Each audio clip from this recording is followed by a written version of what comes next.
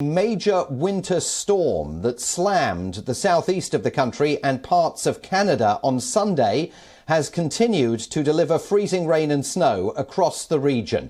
More than 4,200 flights in the US were either cancelled or delayed on Monday due to the bad weather. Parts of New York State, Pennsylvania and North Carolina received over 20 inches of snow, while Atlanta saw its first snow for nearly 4 years. That's down in Georgia. The states of Virginia, Georgia, North and South Carolina all declared states of emergency. The authorities in Virginia deployed National Guard troops to assist in search and rescue operations.